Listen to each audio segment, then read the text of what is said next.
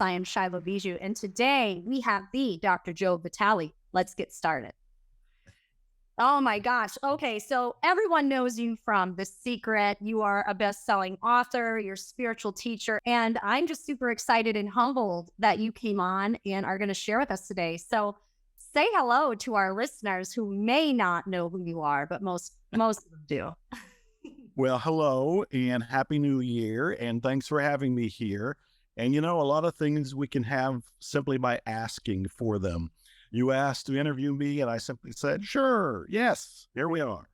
I know, isn't that amazing? And a lot has come up lately in my world where I wrote down something today. It's actions just do it. But this message has been coming into me a lot lately. And I'm an action-based person. I'm an action-based coach, trainer. And, you talk about that a lot too, but this is the year of saying yes. And I really want to give that message today and go through that with you because there's so many people who get stuck in their mind and their mind is going and going and going. And we can feel like we're doing, and we will listen to teachers and we'll listen in words, but words don't teach, actions do. Words can inspire us. Words can be affirmations. And I'm preaching to the choir here. You know this. But I think let's give a little bit of your background and how the heck did you get on The Secret? Why were they asking you? Let's talk about that. Why you? Obviously I know why, but just tell us that journey to getting to The Secret and being an incredible author and teacher. Well, I love that you're an action-oriented person because that's really the secret to success. And it's been the secret to my success. I was homeless at one point. I was in poverty for 10 years, but throughout it all, I was working. I was trying. I was persisting. Somebody asked me on a show recently, what's the secret to success? With all these books you've written and all these books you've read and all these things you've done and all these travels, what's the one thing that always works? And I was a little frustrated because I thought there's a lot of things that always work. Why do you want one? And I realized that there is one, and that's persistence. Persistently going for your dreams. That's what works. I have written 80 books at this point. I'm a musician. I have over 15 recorded albums. And yes, as you know, I'm in the movie The Secret, but I'm in about 20 other movies. I am producing my own movie right now. Zero Limits Living will probably start filming later in the year. And as you know, we have the online TV show, Zero Limits Living, which is doing great. I have a podcast, Zero Limits Living. This is the year of zero limits. And what I tell people is, you have to take action. You can sit, you can visualize, you can sit, you can meditate, you can sit, you can contemplate. But until you actually go to the keyboard and start typing, you don't end up with a book. Until you actually go in the studio and start recording with your musicians, you don't end up with an album. So action is absolutely crucial. Now, along the way, I wrote a book called The Attractor Factor. And The Attractor Factor, I have so many wonderful stories around it. But it was a book about the law of attraction. It became my first big bestseller. And in 2005, an unknown woman in Australia called me and said, I read your book, The Attractor Factor. I'm thinking about making a movie about the law of attraction, and I'd like you to be in it.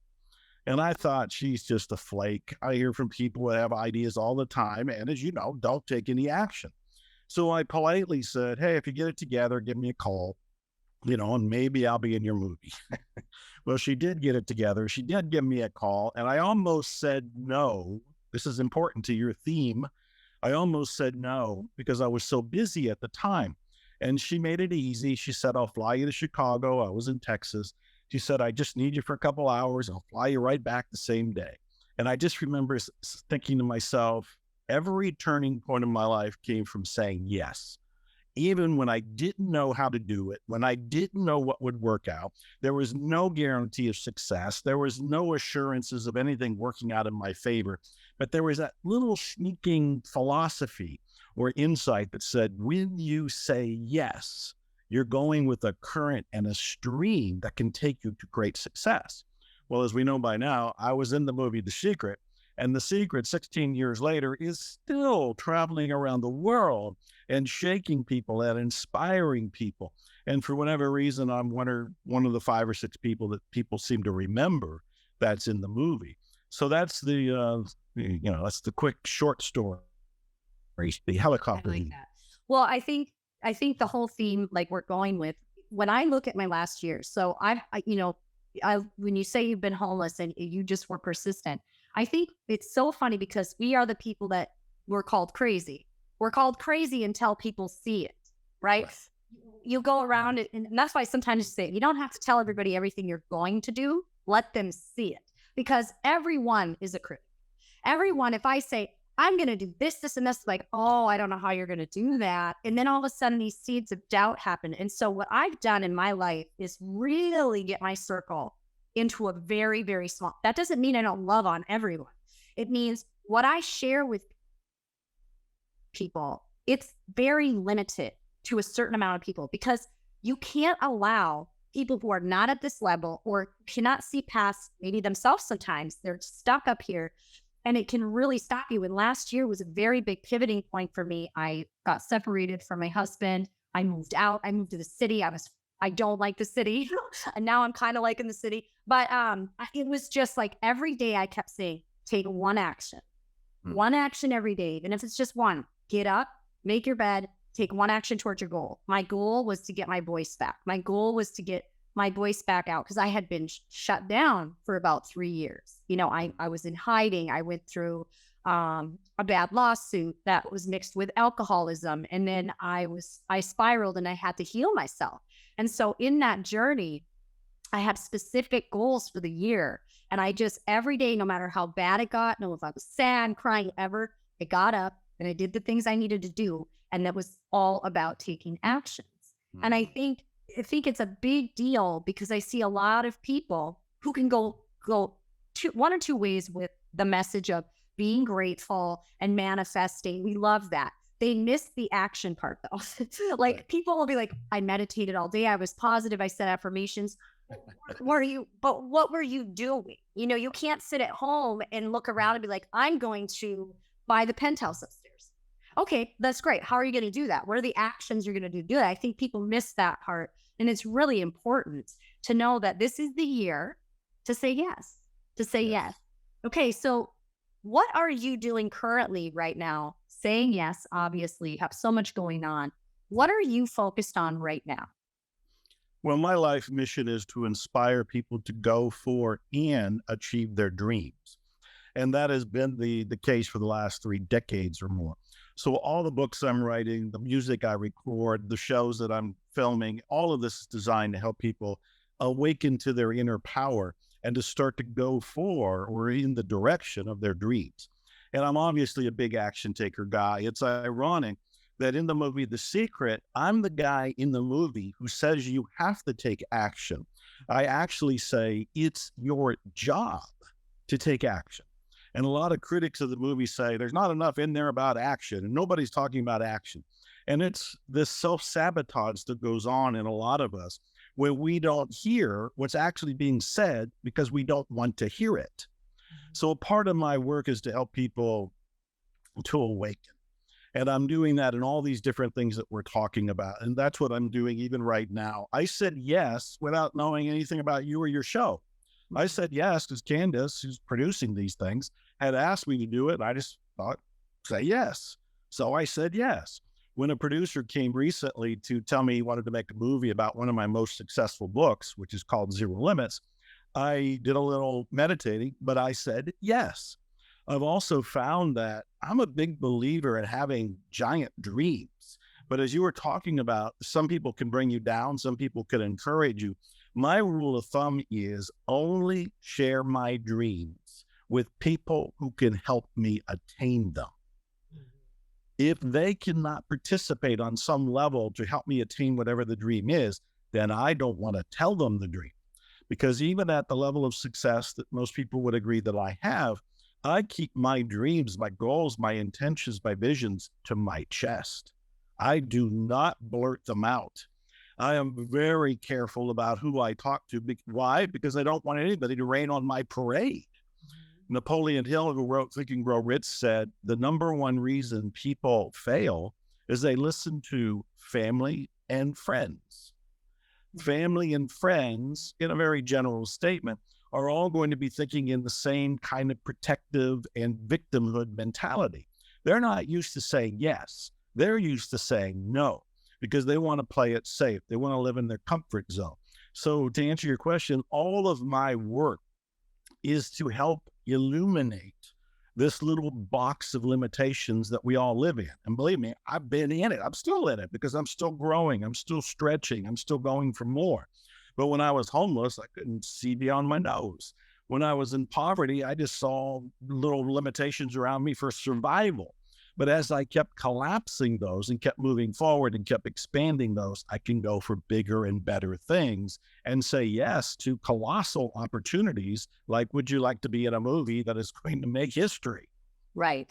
I think it's important. You said survival mode. We'll touch on that because for a long time, I would say the majority of my life, I operate in survival mode. Mhm. And it didn't mean I was completely broken at all times, but there was always something. The key, though, is because I was so focused on getting out of it, the focus ended up turning into major, massive actions that propelled me into the right directions. Now, survival mode isn't always helpful, and there's been times where I'm like, I reacted or I did something out of survival mode. I should have thought about it or I should have sat. And as I've grown into myself, I've really learned, take a deep breath. This is where you slow down for a minute. And that could be a minute, an hour, a week, a year. I mean, we don't encourage a year all the time, but sometimes you need that time. And you are not caught up to the person you want to be. So when we talk about like the outside influences, I look at people who start businesses, even start businesses with me, and they don't fail, they quit. They straight up quit. And they quit because they weren't successful in a year. And I always am like, did you honestly think that the person you are when you came into this is going to be ready in a year for the level you expected yourself to be?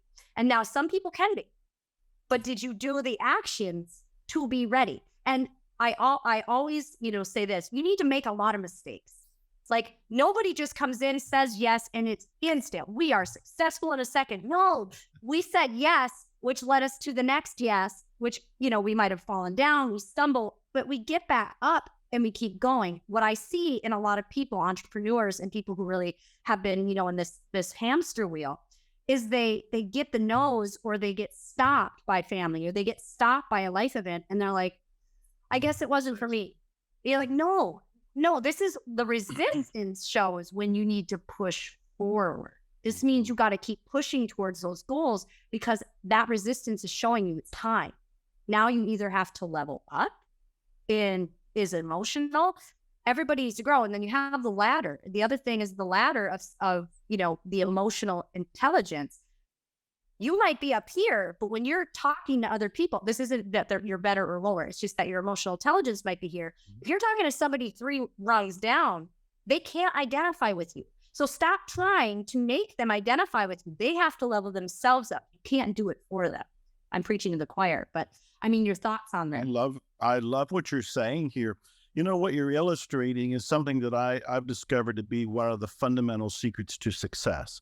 And that is having somebody or somebodies who believes in you almost more than you believe in yourself.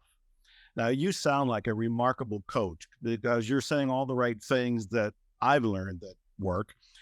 But what I found is that it is really easy to fall into old patterns. It is really easy to fall into the comfort zone. It is really easy to get to the point where you fire to take off and you start the business and there's a mishap, there's a disappointment, there's something that didn't work out. And you will have a tendency to go back into just comfort zone, no risk, plain survival, unless you have a coach. If you have a coach, if you have a mentor, if you have a cheerleader, if you have somebody who is rooting you on, you can accomplish, by God, miracles.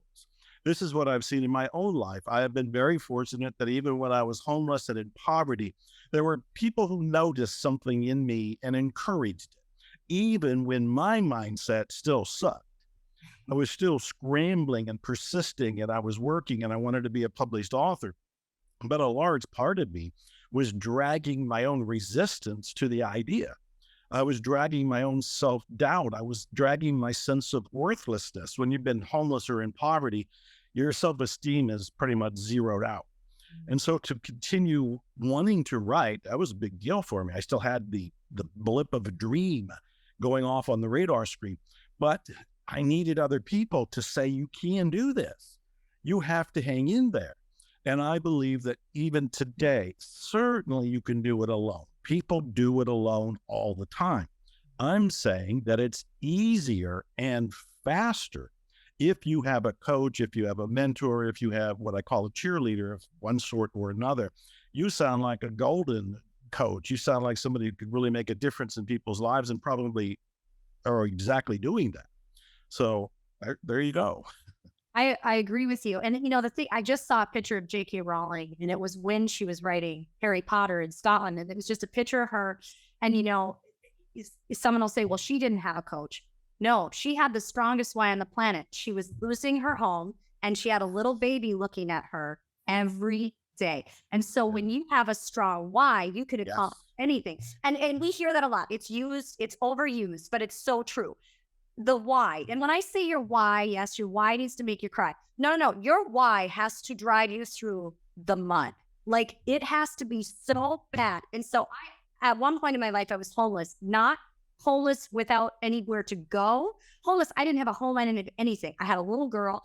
My husband he made me leave the house, it was his home. And I had a baby, and I was very young.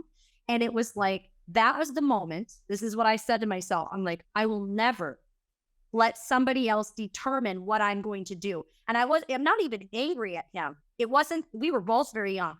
I just put myself, and I take responsibility for it. I'm like, I just was so irresponsible with every decision I made. And now I've got to look at a child. I can't be bouncing around I was living at friends' houses for months. And I lived in this half trailer for 6 months to get me out of it. And I'm telling you, I've never worked so hard in my life. I got out of it. I got my own car, I bought everything by myself. I had nobody to sign for me. I had nobody that could co-sign for me. I don't come from a family that had a lot of money. I was just like, and he ruined my credit. Again, I wasn't paying attention. So did he ruin my credit, or did I allow it? I allowed it. I was just floating. And so when you have something staring at you, or when you have a strong desire and why, you can achieve anything on your own. But you said it, you nailed it. Do you want to go fast, or do you want to go slow? Because if you want to go fast, you need to find the right person who's going to encourage you, that doesn't have ill intentions, that has the right intentions. And here's the other part I'm going to say. I just want to preface it. There's a lot of coaches, and I think people have been burnt by it. And so you need to find the right coach, because there's a lot of people who claim all these things. They overpromise, underdeliver. You need to know who you're hiring. Don't just say, oh, you're a coach. Cool. Make sure you have a connection, that person really has your best interests at mind, and that they are fueling you in the right positive ways, not by manipulation. I think it's really important to say, because the coaching world's massive. And I want to bring back this, hey, no more of this cookie cutter coaching. Let's get a coach that's actually for you one-on-one. Let's do this. And I think that's really important. I think that's priceless. I totally applaud you for saying that. I'm also impressed and inspired by what you've gone through. So I hooray for that. You are an inspiration to a lot of people, and you're now an inspiration to me. And yes, now you have a great story. And if you haven't written about it, I'm a book guy. There's one thing that people semi-jokingly say: if you hang around Joe very long, you end up writing a book. It's because I see books in people. Remember the Bruce Willis movie where the little child said, I see dead people? It's like, I see authors. I see authors in everybody. I see their stories. I made my father an author when he was 90 years old and never read a book in his life after he left college. So anybody can be an author, but the important thing is, if you have a message, especially an inspiring true story like you just told me, you need to share it, because that's the kind of thing that will, again, awaken people, inspire people, and do a lot of things that you personally can't do. You can't reach them all, but your book can. Well, I am writing a book. So we've been in process. Last year, that was one of my main things. Every day, every couple of weeks, we'd focus on the book, and we've been moving forward. We're getting close. This year, we will be releasing it. I'm super excited about it. But let's shift gears for a second and talk about relationships, because you also have a lot to say on relationships. I like what you had to say in The Secret, and love is so important, and self love. Okay. Mm. Another thing I would say to people is what is the one thing that you need? If someone said, "What do you want to work on?" or "What would you work on if you needed to start somewhere?" I'd say, "Love yourself." And most people avoid that. They're like, "Oh, wait, let's focus on other things. Let's go heal this. Let's go." No, no, no, no, no. You gotta love yourself. And if you don't, it's a problem. You can't, nobody's gonna love you if you don't love you. So what's your, let's talk about relationships. So many people, although I got divorced, so many people are getting divorced. So many people are going through these things. And, COVID really presented an interesting situation for many families who may or may not have been together all the time. And now they were. And so dynamics change, the world changed. And I think love is I see it coming out more. I see a huge shift. Although we're seeing the divorce rate skyrocket and things like that, what I'm also seeing is healing. I'm actually seeing people actually take the time to heal, and you really do need to heal. And, it was a big part of my journey last year is I took the entire year all healing. No dating, no God, not like this. I didn't want to rush in. I'm like, no, I want to heal because I had a lot of things to work on. And I'm still working on it. We never stop. But love's mentioned in the Bible 541 times. It's clearly important. Let's talk about love. Well, let's. First of all, I just finished a divorce, and the divorce I thought was going to be easy and effortless because I'm the one who filed, and I was basically saying you can have it all. But that wasn't good enough, and it ended up being a 2.5 year persecution of my life and business. And during that time, my father died, my best friend died, a family member attempted suicide. I developed a new relationship with a woman who developed narrow Lyme disease and was on her basically deathbed. And I was her caretaker during divorce, during grief, during funerals, and COVID swept across the country, which affects all of us in different ways. For me, wiped out my biggest income, which was traveling and speaking on stages around the world. So relationships, it all begins with your relationship with yourself. Whether it is me, you, or anybody else, that is the primary first relationship. I've written lots of books about money, attracting money, and Money Loves Speed, and The Awakened Millionaire, this, that, and the other. And people will always tell me about, how do I get more money? And I'll say there's two things that are stopping you. Two. The very first one is your beliefs around money. If you still think money's bad or you think money's evil, unconsciously, you're not going to want it in your life.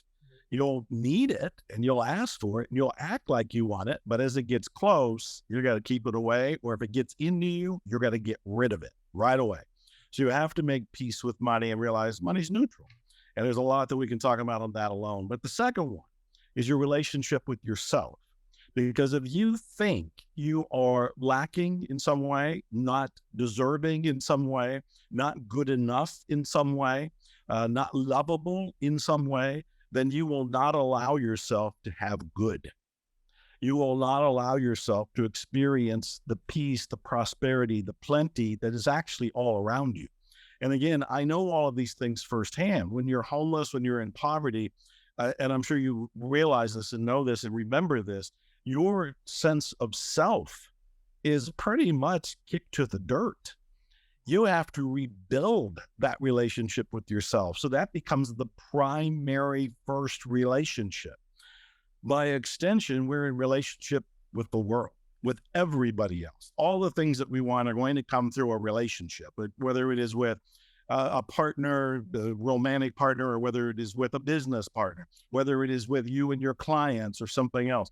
It all comes through relationships. So relationship is absolutely key to all of our successes, but bringing it all the way back to where you started it, it's the relationship with yourself. Do you love yourself? And I don't mean an egotistic love. I mean an appreciation. Do you nurture yourself? Do you acknowledge yourself? Do you like yourself? All of these kind of questions lead us entirely inside. When we can make peace with that, then we can start to extend outward to allow good into our lives, including healthy, good relationships with others. Absolutely. And a lot of things that I see, and I've experienced this as well. I come from a family who struggled with alcohol and mostly alcohol and addiction. And so what we're seeing, is this level of numbing. And you can't love yourself when you numb it. And so there was a day, I'll never forget it. I was so low, and this was years ago. And I looked at myself in the mirror, and I straight up out loud said, I don't even love myself anymore. Like, this is not who I am. It was who I am, but this isn't the person I want to be. And I remember that was a day that shifted me for Valen, because I was sitting in victim mode. Okay. It's very easy to get into victim mode. And we can do that. You can be a victim all day, you can blame all day. It's not getting you anywhere. You have to experience. And now self-love, another thing in self-love is forgiveness. Yes. And the big one, and most people don't look at this right away. Oh, I need to forgive them and them. No, no, no, no. You need to forgive you. You need to forgive you first. And that journey may take you a while. And so I think the self-love, I would say the number one thing, in my opinion, you can give yours, I think, is self-forgiveness. I think that's one of the biggest, if not the most important, because everyone carries around something. Shame, trauma happens to everyone. It doesn't matter where you come from, if you were homeless, if you had money, it is not discrimination. Like, there's no discrimination with it. It happens to everyone, whether it be a large or small. People have things like, think about the micro traumas. Someone said this to me when I was 12 years old, and they're carrying it with them. It's still bothering them.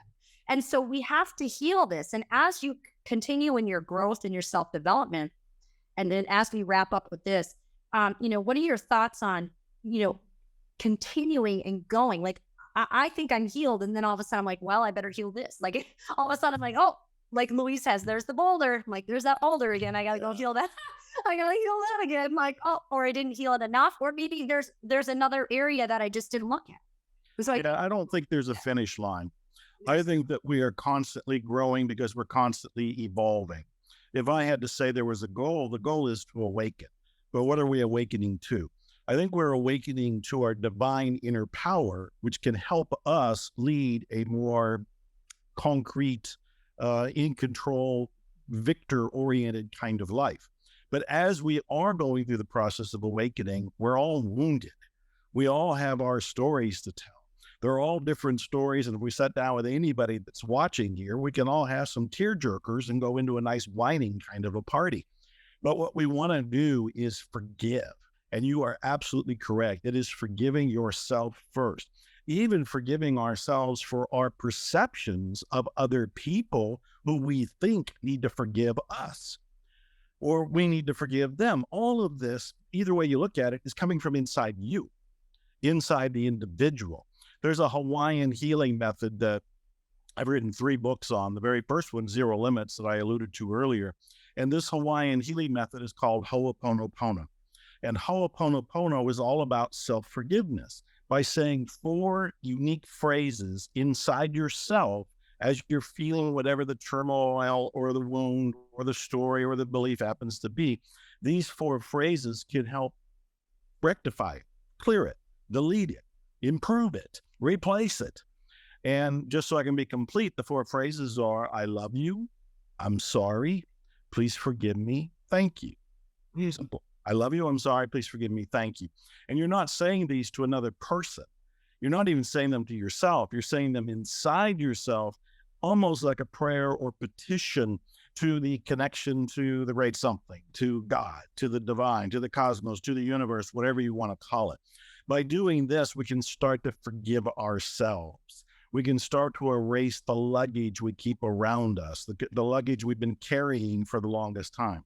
So forgiving ourselves, forgiving other people, I think it was Wayne Dyer who had said at one point that if there's any block anywhere in your life, it is no doubt due to a lack of forgiveness. And no doubt the lack of forgiveness is towards yourself. oh, it's so true. And you brought up perspective really quick. And I think that's really important. Another thing that I've learned in going through the last few years of watching the world, social media, how people respond, is I learned to sit back and remember that my perspective is mine, but I don't know the other person's perspective. And what I did, after, there was a lot of chaos going on and I was falling into it. I caught myself and I made mistakes. And I'm like, oh, Shylo, you got to get, and I'm like, no, because I started listening to other perspectives outside of my own and realized this person's environment and their perspective is not something I understand or know. And I need to understand, I need to not say you're right or wrong, just say, you know what?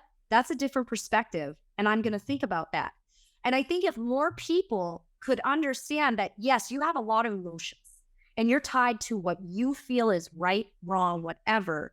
Remember that this other person or people or group have a totally different perspective because of environments and situations and things that have happened to them that you don't know. And they don't know your situations, environments, and things that have happened to you. So if we could all take a breath and step back and go, you know what? Agree to disagree, but I am going to hear your perspective because my thoughts have gotten so much different around it's yes or no. Right. Not so much. It's, hey, from my perspective, this is how I feel and this is what I see.